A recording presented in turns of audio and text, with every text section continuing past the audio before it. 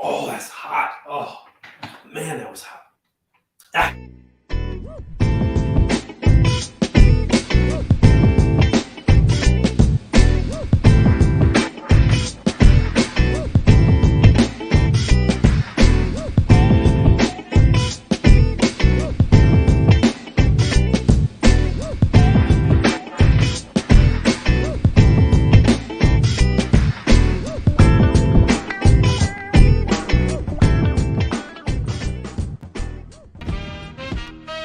Good morning, everybody.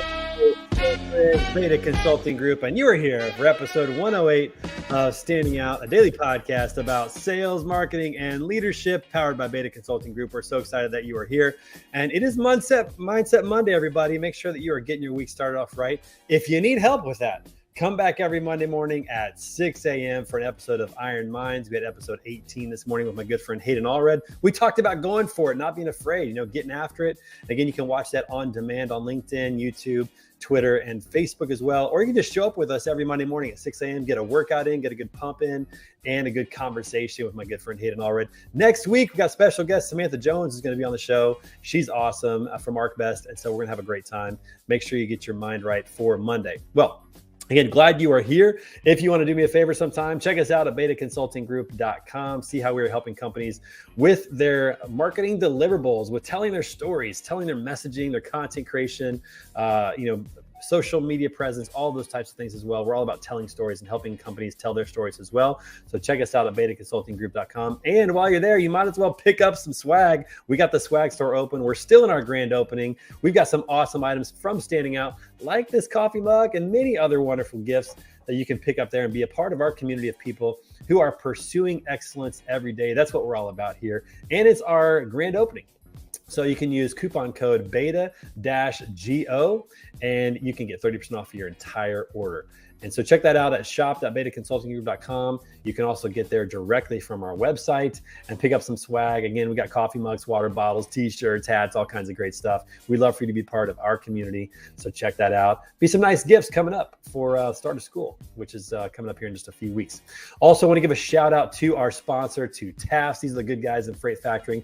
They're helping carriers keep those wheels turning with fuel discounts, tire discounts, cash flow, and factoring services, small business loans, insurance, resources, all kinds of things that they need to keep the wheels turning, and truly educating drivers to their best. And if you're a freight broker, you can become a referral partner. Just click on the link that you're going to see show up in the comments today. Morgan's going to drop that in there, and that's going to be available. Just click on that. That'll take you right to the landing page so they know that I sent you. All right, everybody, so glad that you're here. We got a great week of shows this week. We're going to be on location. We got a guest host this week. So my good friend Chris Horton is going to be guest hosting on Wednesday. I'm going to be coming to you live from Florida on Thursday and Friday. Got Jeff Lerner tomorrow on the show. But today's show is the one that counts, everybody. I can't wait to bring this person on. I have only met this person on social media. We have been in the same location a few times, but we have never connected. I can't believe it. She's an influencer. She's a host of a podcast on FreightWaves, and she is a truck driver. Everybody give it up for my good friend, Ingrid Brown. Good morning. What's up, Ingrid? How are you? Hey, good morning. Not much, just hanging out for right now with you. I can't believe that we actually are making this happen, that we're finally getting there. Finally. So good. I've heard so many good things about you. There's so many people in the industry who have just said, Ingrid Brown, you gotta talk to her. You gotta have her on your show. You gotta know this person. She's awesome. I've seen it. And so I'm super excited to have you on this show today. For those who may not know who you are, give us a quick 30-second rundown of Ingrid Brown and what you got going on. I'm Ingrid Brown. I'm a 42, almost 43-year veteran of the road, driving a truck. I've been a sole-owned woman operator most of that time, and run 48 states. My biggest is back and forth to Carolina to the coast. I am the host of America on 18 Wheels, FreightWaves, Back the Truck Up, and I'm just so excited to be here. I can't talk right. I know. No, it's great to have you. So you're out on the road most of the time. You've been doing this for 42 years. First of all, thank you. I mean, our country does not run without truck drivers, and I just love. I want to hear more stories and just connect and hear more about that. Really do appreciate that. My dad was a local truck driver, a local city truck driver. He did local deliveries and a couple of over the road, but not very far, like 250, 400 miles max type situations like that. So I got a little bit of an appreciation. But what is it like out on the road? What is life on the road like? Well, you can say it's definitely like being a home. It's a completely different lifestyle. You got to think about it. It's like you wake up in the middle of the night and you got to go to the bathroom. You're like going to get dressed and go inside, and you're going to Mhm. go to the bath.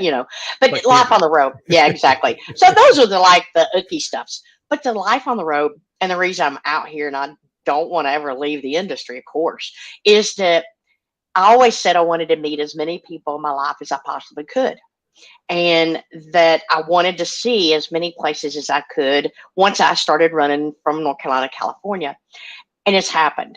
Um, People have no idea of the little bitty cities and municipalities and townships in this country that are stuck back up in the middle of nowhere. You would never dream Mhm. is there. But the people are the whole reason I've stayed out here. I mean, it's kind of like I say is I don't have the truck. I love the truck. I love the Yeah. people and the places. And I get something positive from every one of them. I mean, you get your negatives, but you throw them out the door. So 42 There's no years, you've been driving a truck since 1980.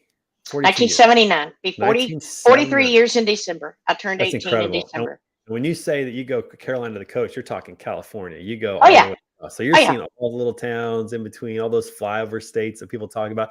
I'm an RV guy. We've had an RV for the last 2 years, and there's no better way to see the country, in my opinion, than behind the wheel of a vehicle, a truck, RV, whatever it is. I mean, you just see all those little things. You see these little shops, you see these little towns, little main streets, all this cool stuff that you miss if you just don't do it, right? Exactly. I had a driver call me day before yesterday, and he's like, "Hey, Ingrid, I'm headed to California, and you know that really cool uh, Route 66 sign that Fleener and you and y'all stop in the middle of this 2-lane road, and it's the big Route 66 sign. Where's that at? I want to take my truck picture with it." And I'm like, "All right, let me tell you, it's a pig trail." Literally a pig trail. You got to get off outside of Needles and you go around and you go through Golf. But when you go through Golf, Josh, don't cross the railroad tracks more than 10 mile an hour. And he went, maybe I shouldn't go. And I go, you're fine, you're fine. So I had to tell him how to get set up to take his picture. And I'm like, there's nobody out there. Yeah. There's no Yeah. houses, no nothing. And it's like, yeah, this is a great part of being a driver. I mean, Yeah. you know, so Absolutely. No, I love it. And you know what? So John Packus just jumped into the comments. He said, "Thank you so much for all your years on the road." So his wife, Raquel, has a new podcast called Trucker Talks Live. You should get on that. Like that. We need to get you on that if you haven't been on it yet. no, I So John, haven't. make sure you connect Raquel and Ingrid later on. That's for sure. And Ruth said, "Good morning from Oregon. Excited to get to know you, Ingrid." So yeah, so all the way from the coast as well, on the Oregon Good coast as well. morning. I used to run Now, Oregon and uh-huh. Clackamas up in Portland Yeah, and yeah, yeah. Seattle Clackamas. too. I used to Yeah. live in Portland. Oh man, I know exactly where that is. So here's a Fine fun for fact for Clackamas. you. Yeah. I live Okay. 1 mile from Old Route 66. Really? Yes, sir. Yes, ma'am. Yes, I sir. Yes, love it. ma'am. Either Whatever. done. We're good. This is what happens. This is what happens when you go live. I saw John sneak into the comments again. Yes, we will connect for sure. And I said, sir. This is what happens. Yeah. This is what happens when you go live, Ingrid. Well, You that's never the know what's going thing. to happen. I'm so used to being in a male's world that when No, somebody that's says not. sir, I Hey, don't ever listen. think anything, I don't want to be a disservice, not at all. So here's No, what's not at all. interesting is Yes. a lot of people don't know that Route 66 is really not a road that's like it's now 44 is the main highway, Interstate 44, but there's all these little offshoots that were the original Route road that are no 66. longer actually used, and we actually live really close to one of those. So I'm about 4 miles from 44, but I'm like a mile, less than a mile to the actual 66. I could just about So guess where you're at. So yeah, that's where do you cool. think? Where do I think? Ooh, Do you I know where I'm from? I don't know if we've ever talked about this. Do you know where I'm? don't know where you're from exactly. Let's take a guess. Let's see. And if you're in the comments, see if you can figure out where I'm. 40 miles from 44, 1 mile from the old 66. There's several options here. I'm gonna be. I know there's like 4 options because it's Missouri. That's right. That's right. I'm in Missouri. That's right. So there's 4 options. One would be around Springfield. I'm thinking 60. Work it out. Work it out. I'll figure it out. We got more to talk about than me figuring this out. Well, you got the right state, so when you figure out the city, we'll talk about that. But I'm not going to look where you're from. I'm going to figure this out first. All right, cool. Yeah, definitely. Throw it in the comments later after the show, which will be great. Yes. All right, so you're out on the road. Now, this is interesting. Back when you started, back in the 80s, 90s, this really was a lifestyle. 70s, sorry, 79. This was a lifestyle that people actually wanted. It was enjoyable. People did it. It was fun, driving on the road, being on the road.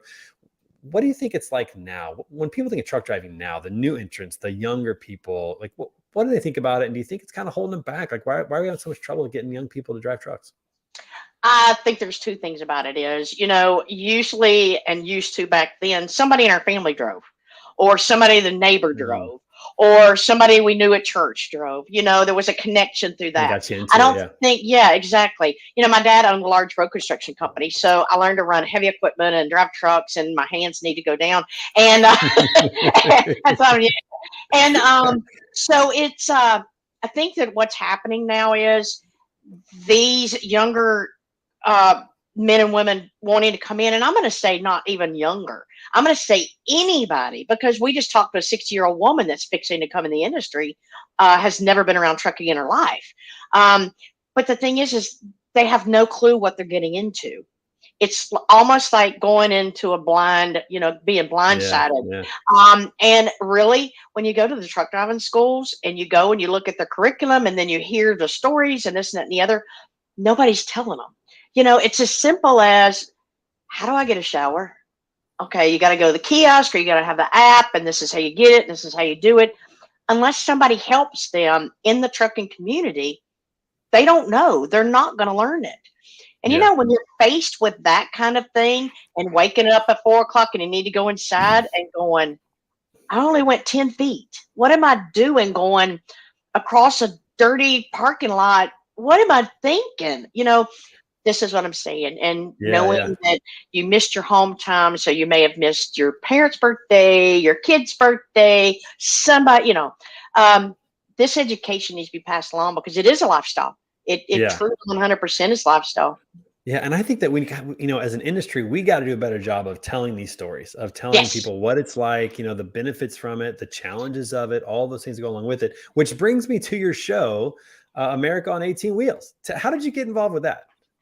Oh, my mercy. I've always been a follower of Freight Waves ever since they started in 17, 16, Yeah, 17. yeah, right. Yeah. 2017, they kind of And 16, 18 yeah, really took off. Yeah, yeah. yeah. And then 18, somehow I got made one phone call or somebody referred me to call into the XM show.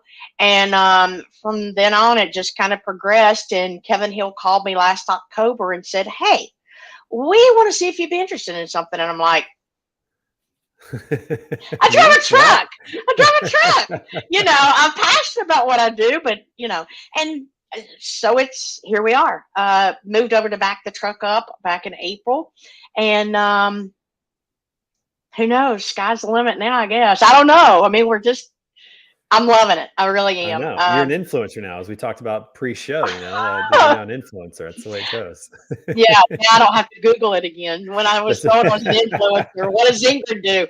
She takes her 61-year-old self and she Googles it. Okay.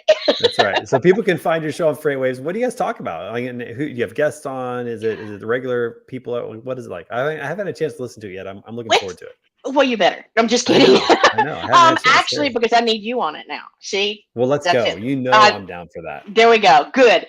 Actually, I've been off the road for a couple of months with the COVID deal. COVID bit me pretty good. I was in Iowa and ended up in the hospital up there. And then I got to fly home and just having to follow up on some testing and stuff. And then I'm back out, which I'm like climbing my own walls here.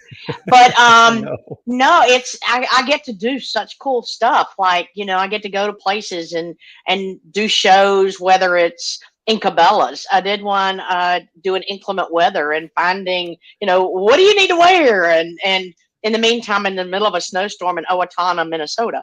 And all the way down to whether it's, getting ready to start covering, product lines and, more driver coverage on the road and So it's all shippers out and on the road. It's receivers all and like on location stuff that you're doing. Yep. Now I've had to be at home, so I've done a lot of fantastic interviews for the last 2 months. Yeah. I had Brian Martin from 4 States right there in Missouri, Joplin. Hello. Joplin. And Shout out yeah, Joplin. yeah. And so I had Brian on last week, and we had a blast. I've known Brian since 2005, 6, 7, right in there. And then I helped him with Trick My Truck, which was on CMT for so long, the household show, the 8, o'clock. And I would go to truck shows and I would help him work merchandise back then. And then I'd get back in my truck. And here we go again. He'd call me and I'd show up and I'd be there. So it was great. It's fun. But I had Brian last week. We talked about, how'd you get into this?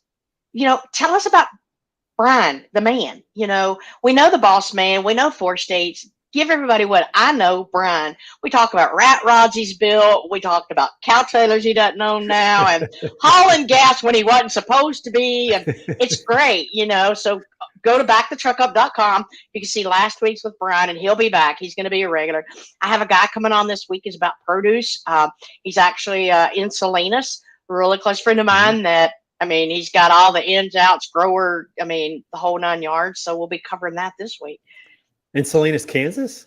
Salinas, California. California. Okay, because we have one in Kansas, and that's close. I know. It's not terribly far from me. Not far from you. I'm getting closer to you, by the way. I'm going to start throwing locations out to feed you into this. You make it this way. We'll create some content together. I'll come down. There you go. We'll go to a truck stop or whatever you're going to be in. Exactly. That's what we'll do. That'll be a lot of fun. All right. So you're doing the shows, you're doing them on location, which is pretty cool. What are you kind of hoping to do through the show? Because this is my question. I feel like we need to tell these stories. Like we need to expose what it's like.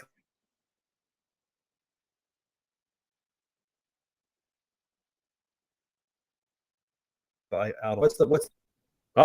think my internet just went bad. Are you still there? Back. Yep, I'm back. All right. What's the why behind the show? What are you trying to accomplish?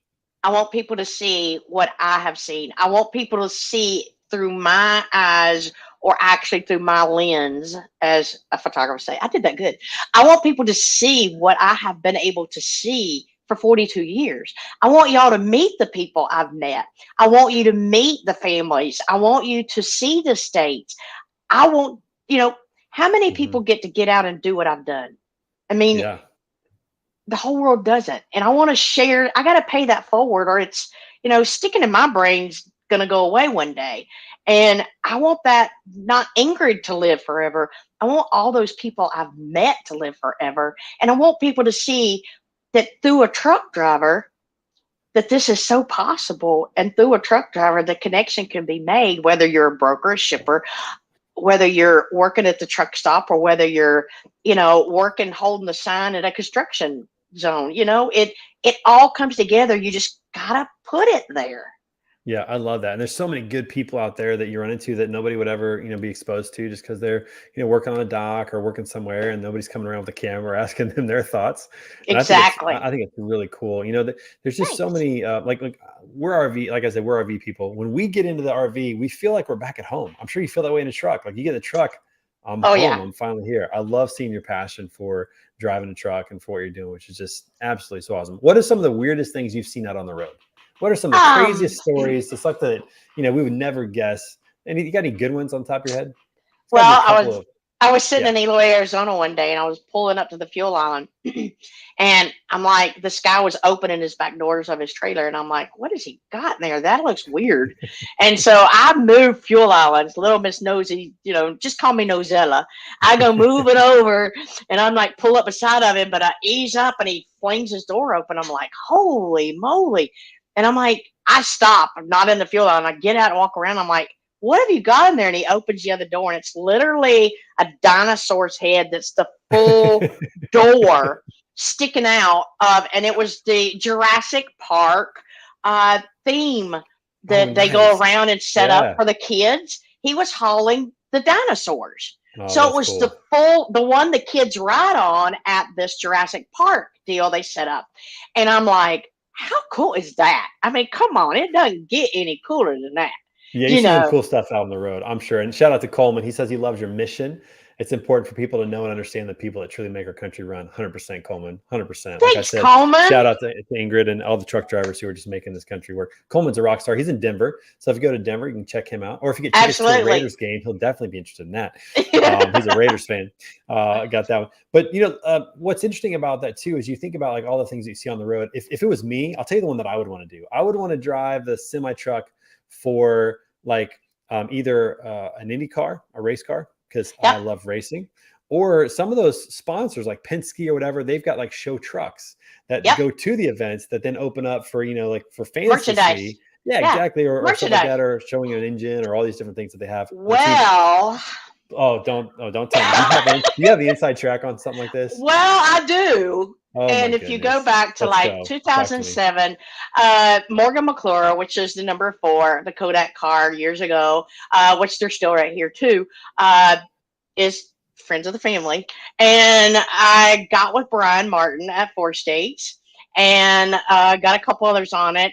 And we took the merchandise trailer and the Inferno show truck and through Morgan McClure, and then we took it to Chicagoland and set everything up, took the Inferno on the track, then set everything up on the merchandise trailer.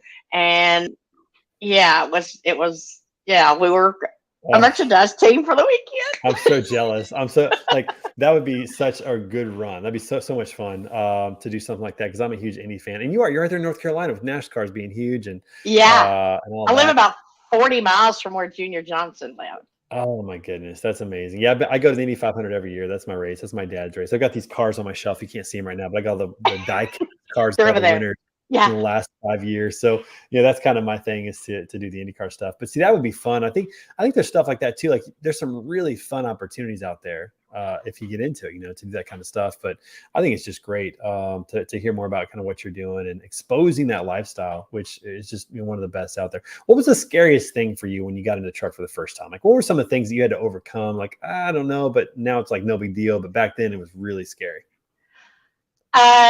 Running California and coming off like whether it was Tehachapi or over at Cajon on 8, or even when you come off 15 out of Vegas and it's such a long drop with no jake brake, you're sitting there at 80,000 pounds and you realize, and where I live up in the top of the Blue Ridge Mountains, and I mean we're 7, 8, 9% is not any big deal, but it's not that long.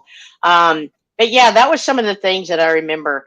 I thought being around here was no big deal. And you get out there on those long grades down Cabbage and that stuff, and you have no jake. That's Yeah. something everybody should learn. I mean, everybody, and that's what driving schools pay attention. They should really learn. I mean, because I don't see that much these days that they're really pushing that kind of stuff. Things like that. The worst part of the whole job is accidents. Yeah. I Yeah. can imagine. I mean, you're driving Yeah. 40,000, 50,000 pounds down the road and Coming up something on happens. something. Mm-hmm. Yeah. Have you had any experience like that where you've been in accidents? No, So you've been fortunate to I'm not have heading those at things. 5 million miles of safe driving. Wow, that's So, amazing. That is awesome. well, the thing is I say that humbly and gratefully because it just means yet. Yeah, If you're right. out here long enough, something's going to Somebody happen. cuts you off, a brake's Yeah, going to go bad, a tire's going to blow, and I mean, there's so many absolutely. things that can happen. But Yep. that's amazing. 5,000 miles. Or 5 million miles. That is how many trips around the earth is that? I mean, I heard Oh, somebody I do quit counting. somebody with math, maybe Coleman knows. I don't know. Somebody with that try to tell us how many trips around the earth is 5 million miles. That's a lot of miles. That's a lot of traffic. It's quite a ways, and I keep thinking that the days I come home and it's like you can't sleep when you get in your own bed, and you literally, and I have done it. You hear people say it, and you think, "Oh, here's another trucker tale." And it's like, no, I have done it. I've walked outside because my tractor is always able to park at either my house is right at the door. And it's like, I'll go get my truck. Sometimes you go outside when you're at home and sleep in the truck. Yeah, I have been known to do that because, and you don't even have to start it. It's just that Just the comfort. it's my Right. bed. Yeah, the It's my familiarity of bed. it. I mean, I got this nice big bed that I can just sprawl out in, and it's like, Yeah. no, I want my truck. Yeah. No, it's comfort, right? I totally get it. Yeah. It totally works.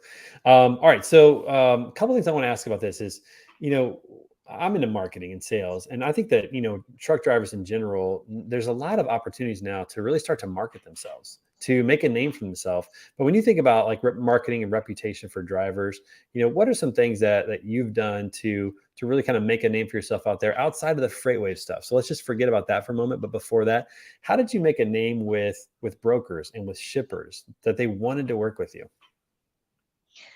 One, I was honest. Two, communication. The huge things, but these are things that you hear from everybody. This is what everybody's going to tell you. Okay. My thing is I made that personality, click. even if it's somebody that's quiet and doesn't have a lot to say, usually when they get done talking to me, they probably have talked more than they are going to talk all week. I just, it literally comes down to personality. And that's just how I've lived my life. One thing is I can show them through my actions what my words are. And I'm only as reliable, honest, and faithful and truthful and dependable as what my actions are. So when I'm working with a broker or a shipper or anybody, I can't let my mouth overload my butt. I've got to make sure that and that's the thing. I love a challenge, but I'm not going to take a challenge when it comes to somebody else's freight, somebody else's product, somebody else's money. That's not my place to take a challenge. Yeah. So when you call me and say, "Hey, Ingrid, I really need this over here by tomorrow morning. It's only 750 miles. You can be there by 8:00." And it's like, oh, can I go back in the day? And it's like, I really would tell you that I would love to, but I can't do that because that's to you more. It damages you more than it does me. So let's take care of your customer. Let's take care of you, and I'll be taken care in the end.